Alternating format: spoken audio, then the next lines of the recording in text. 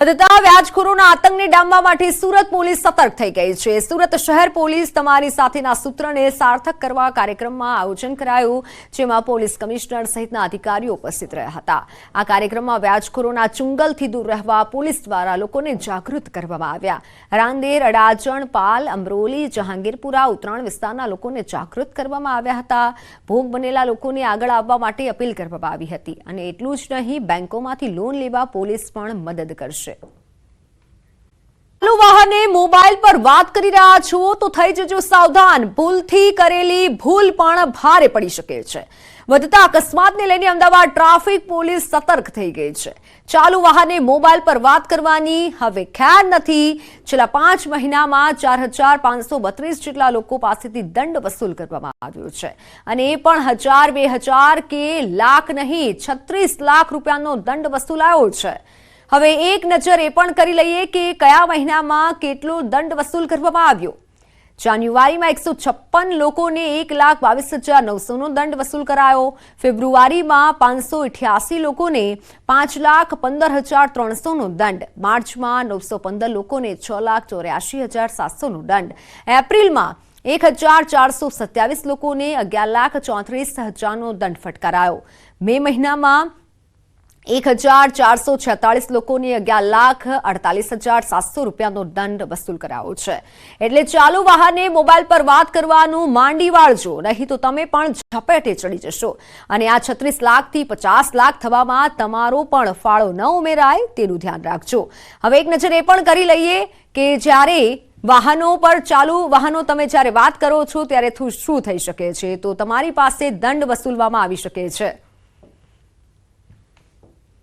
Mobile પર જ્યારે motorcycle પર વાહનો ચાલતા હોય છે તો જ્યારે ટ્રાફિક પોલીસ ફરજ પર ઊભી હોય છે તો કેસો કરીએ છીએ અને દર મહિને અલગ અલગ કેસો થાય છે, 200થી ઉપર, કોઈ વાર 1500 એવા અલગ અલગ મહિનામાં। અને આપણે જાન્યુઆરી મહિનાથી ગણીએ તો જાન્યુઆરી મહિનાથી મે સુધીમાં ટોટલ કેસ 4532 કેસો છે, એટલે કે 4000 ઉપરના કેસો છે 4500 એટલે, અને દંડ પણ લગભગ 36,05,000 જેટલો દંડ વસૂલ કરેલ છે। રાજકોટની રાજકોટમાં ઉપલેટાના ગણોદ તરણસવા કોલેરાનો કહેર જોવા મળી રહ્યો છે। રામનગરમાં પણ સારવાર દરમિયાન વધુ એકનું મોત નીપજ્યું છે। પીએમ રિપોર્ટ બાદ સાચું કારણ જાણી શકાશે। અગાઉ કોલેરાગ્રસ્ત 5 બાળકોના મોત થયા હતા। કોલેરાગ્રસ્ત દર્દીઓનો આંકડો 50ને પાર ગયો છે। 4 દિવસ પહેલા 6 પ્લાસ્ટિક એકમો સીલ કરાયા હતા। એકમો દૂષિત પાણી સંગ્રહ કરતા કાર્યવાહી કરાઈ હતી। સિંચાઈના પાણી માટે ધારાસભ્યની રજૂઆત। સિંચાઈનું પાણી ન મળતા કુંવરજી બાવળિયાએ પત્ર લખ્યો છે। કલ્પેશ પરમારે અધિકારીઓની કામગીરી પર સવાલ ઉઠાવ્યા છે। ડાંગરના પાક માટે સિંચાઈના પાણીની જરૂર છે। માતર વસો ખેડામાં વહેલી તકે પાણી છોડવા માંગ કરાઈ છે। અધિકારીઓની અણઆવડતના કારણે ખેડૂતો પાણીથી વંચિત રહ્યા છે તેવું ધારાસભ્યનું કહેવું છે। રજૂઆત કરી છે। આણંદ જિલ્લાની સોજીત્રા વિધાનસભા દરેક સિંચાઈ સિવાય બીજો કોઈ રસ્તો નથી, બીજી કોઈ સિઝન, બીજું કોઈ ખેતી ન થાય, ડાંગર સિવાય બીજો કોઈ પાક ના થાય। હવે સિંચાઈ વિભાગના અધિકારીઓને ફોન કરીએ, રૂબરૂ મળીએ તો ગોળ ગોળ જવાબ આપતા હોય। એના કારણે અમારા મંત્રીશ્રીને 24 તારીખે મળી રૂબરૂ રજૂઆત કરી, લેખિત અરજી આપી છે।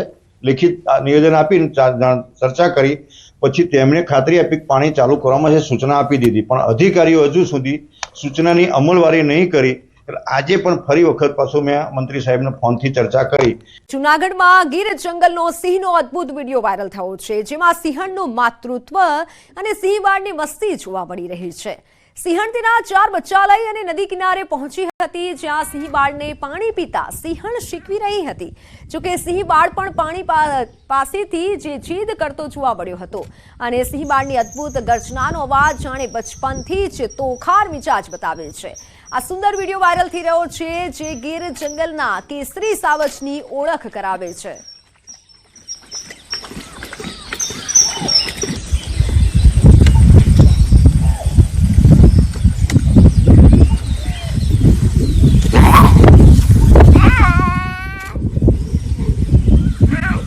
અત્યારે ધોધમાર વરસાદ થઈ રહ્યો છે। દિવસના સવારથી વાદળછાયું વાતાવરણને ઉકળાટથી ગરમીનું પ્રમાણ પણ વધ્યું હતું। અચાનક જ સાંજના સમયે ધોધમાર વરસાદ અને કાળા ડિબાંગ વાદળો સાથે મેઘરાજાએ એન્ટ્રી મારતા વાતાવરણમાં ઠંડક પહોંચી હતી। વરસાદ વરસતા જનજીવન અસ્તવ્યસ્ત થયું હતું। ઉત્તર ગુજરાતના કેટલાક જિલ્લાઓમાં વરસાદી માહોલ જામ્યો છે। સાબરકાંઠાના હિંમતનગર પ્રાંતિજ તાલુકામાં વરસાદ, હિંમતનગરના ગઢોડા, હાજીપુર, સાબરડેરી ઉપરાંત પ્રાંતિજના નનાનપુર, રામપુરા, આમોદરા સહિતના પંથકમાં વરસાદને લઈને સાગર પંથકમાં ઠંડક પ્રસરી। વરસાદ વરસતા ખેડૂતો આનંદિત બન્યા। વાવણી માટે ખેડૂતોએ આગોતરી તૈયારી કરી હતી, ત્યારે વરસાદ થતા પંથકમાં ખેડૂતો હરખાયા છે। પંચમહાલની વાત, હાલોલ, પાવાગઢ અને કાલોલ પંથકમાં મેઘરાજાનું આગમન। કાલોલ અને હાલોલમાં માર્ગ પાણી થયા। પાવાગઢ ડુંગર પર વરસાદી માહોલ જોવા મળ્યો। પાટણના સિદ્ધપુરમાં વરસાદી માહોલ જામ્યો છે। સિદ્ધપુર શહેર સહિત ગ્રામ્ય વિસ્તારમાં વરસાદ થયો છે। ખોલવાડા, દેથડી, ગણેશપુરા, તાવડિયાળ, ખડી સહિતના ગામોમાં વરસાદી માહોલથી ગરમી અને બફારાથી લોકોને આંશિક રાહત મળી। કચ્છના રાપર, ભચાઉમાં વરસાદ જામ્યો। વાગડ વિસ્તારમાં મેઘરાજાનું આગમન। ભારે ગરમી અને બફારા બાદ વરસાદનું આગમન થયું। વરસાદ બાદ પાણી વહી નીકળ્યા।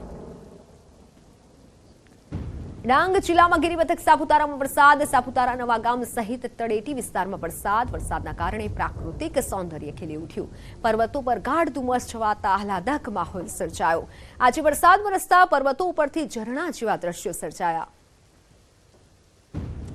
મોરબી જિલ્લામાં વરસાદ, ટંકારામાં જામ્યો વરસાદી માહોલ। ટંકારા શહેર અને ગ્રામ્ય વિસ્તારોમાં વરસાદ। ટંકારાના રસ્તા પર અને હાઈવે પર પાણી ભરાયા। નવસારીમાં અત્યારે વરસાદ થઈ રહ્યો છે। ચીખલીમાં ધોધમાર વરસાદ, પવન સાથે વરસાદનું આગમન। રોડ રસ્તા પર વાહન ચાલકોને હાલાકી પડી। સવારથી વરસાદ થઈ રહ્યો છે। બોટાદમાં વરસાદથી શહેરમાં પાણી ભરાયા। રેલવે અંડરબ્રિજ પર પાણી ભરાતા બંધ કરાયો। ભાવનગર રોડ, ગઢડા રોડ પર વરસાદી પાણી ભરાયા। રોડ પર પાણી ભરાતા વાહન ચાલકો પરેશાન થયા। સૌરાષ્ટ્રના ઘણા જિલ્લાઓમાં વરસાદ છે। ગીર સોમનાથના ઉના, ગીર ગઢડામાં મેઘરાજાનું આગમન થયું છે। ગીર ગઢડામાં પણ હળવાથી મધ્યમ ઝાપટા પડ્યા છે। મેઘરાજાનું આગમન થતા લોકોમાં ખુશીનો માહોલ છે। અરવલ્લીના મોડાસામાં વરસાદે તંત્રની પોલ ખોલી છે। વરસાદના એક ઝાપટામાં ઘણી સોસાયટીઓમાં પાણી ભરાયા। વરસાદી પાણીના નિકાલના અભાવે લોકો ત્રસ્ત થયા। ડીપી રોડ, કેદારનાથ સોસાયટીમાં રોડ પર પાણી ભરાયા। મોડાસા શહેરની દ્વારકાપુરીમાં વરસાદી પાણીનો ભરાવો થયો।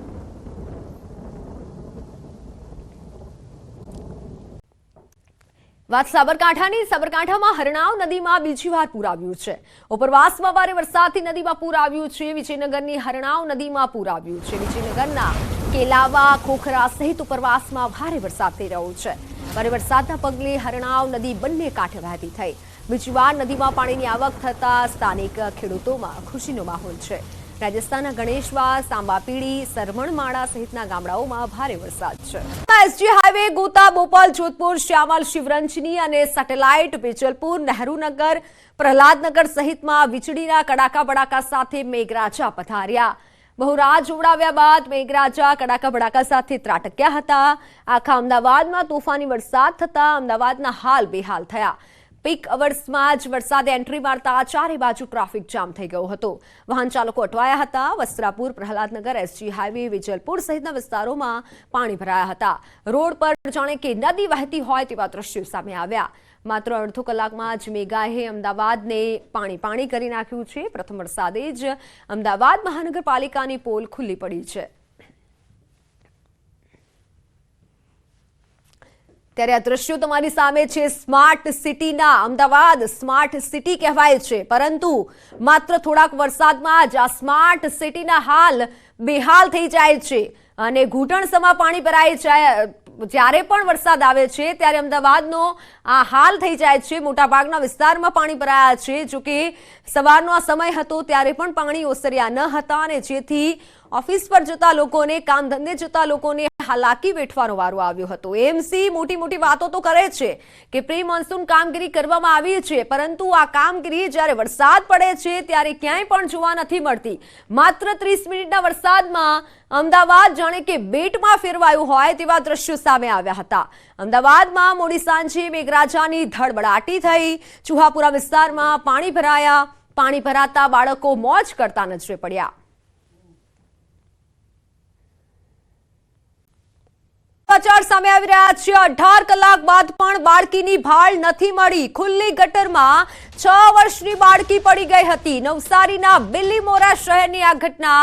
18 કલાક બાદ પણ આ બાળકી નથી મળી। ફાયરની ટીમ દ્વારા હાલ સર્ચ ઓપરેશન શરૂ કરવામાં આવ્યું છે। અંબિકા નદીમાં સર્ચ ઓપરેશન શરૂ કરાયા છે। બિલીમોરાની આ ઘટના ફાયરની ટીમ સાથે સ્થાનિક તરવૈયાઓની મદદ લેવામાં આવી રહી છે। શાહિની શેખ નામની 6 વર્ષની બાળકી ખુલ્લા ગરનાળામાં ગરકાવ થઈ।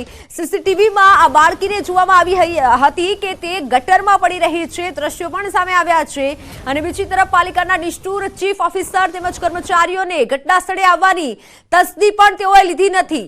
સ્થળ પર માત્ર પાલિકાના ફાયર કર્મીઓ સહિત એકમાત્ર વિપક્ષી નેતા બાળકીની શોધખોળ કરી રહ્યા છે। બાળકી ન મળતા વાલીઓ ચિંતામાં મુકાયા હતા અને જે બાદ સીસીટીવી ચેક કરતા મામલો બહાર આવ્યો હતો। વખારિયા બંદર રોડ પાસેના જીવનજ્યોત એપાર્ટમેન્ટની પાછળ સરાલાઈન વિસ્તારમાં આ બનાવ બન્યો હતો।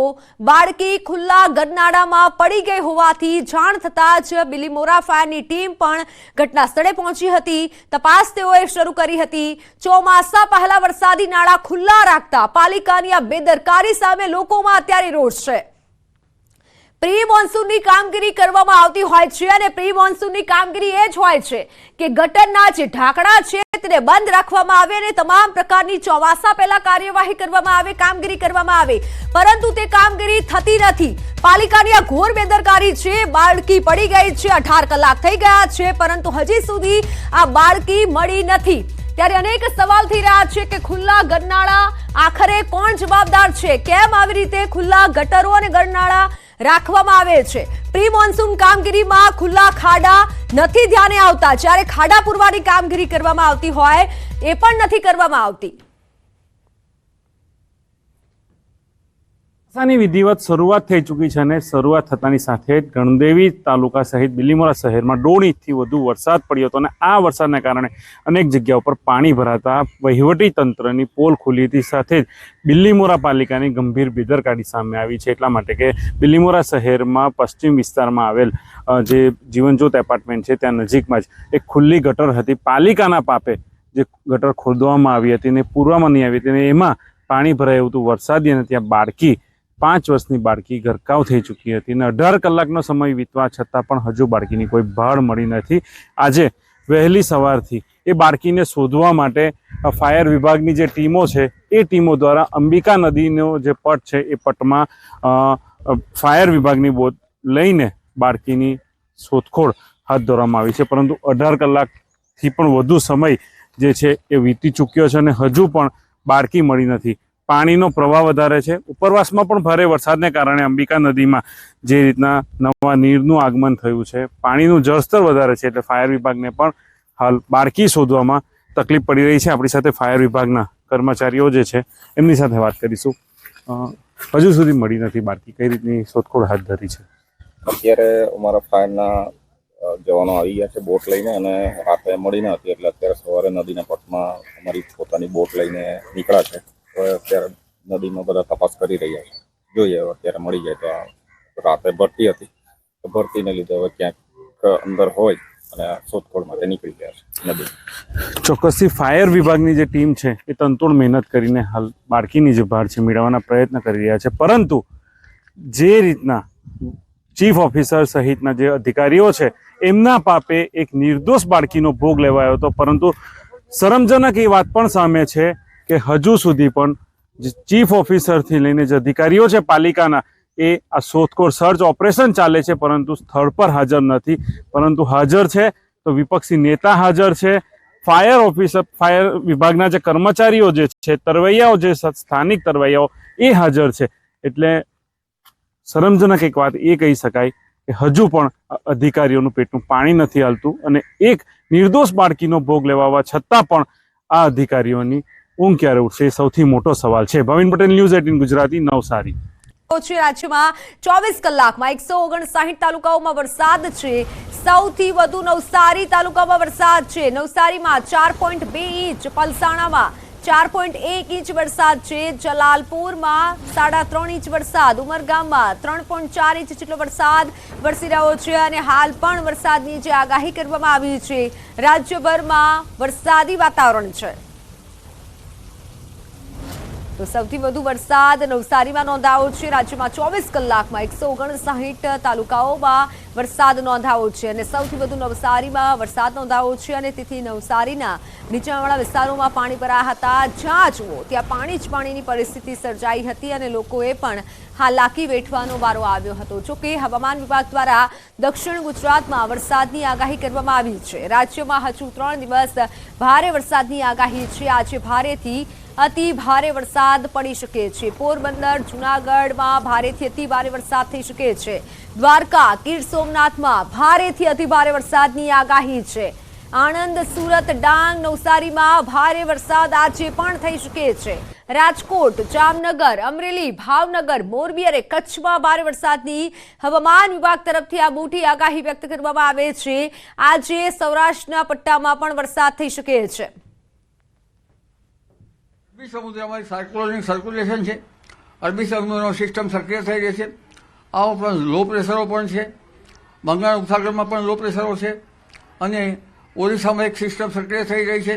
આ બે સિસ્ટમ સક્રિય થતાં અરબ સાગરનો ભેજ અને બંગાળ ઉપસાગરનો ભેજ આ બે ભેજ મર્જ થતાં દેશ સહિત રાજ્યના ભાગોમાં ભારે વરસાદ થવાની શક્યતા રહેશે. તારીખ 30મી જૂનથી 1 જુલાઈ વચ્ચે લગભગ વડોદરાના ભાગોમાં ભારે વરસાદ થવાની શક્યતા રહેશે. આ ઉપરાંત મધ્ય ગુજરાતના અન્ય ભાગોમાં પણ ભારે વરસાદ થવાની શક્યતા રહેશે. અમદાવાદના ભાગોમાં મધ્યમથી ભારે વરસાદ થવાની શક્યતા રહેશે અને ઉત્તર ગુજરાતના ભાગોમાં પણ કેટલાક ભાગોમાં ભારે વરસાદ થવાની શક્યતા રહેશે.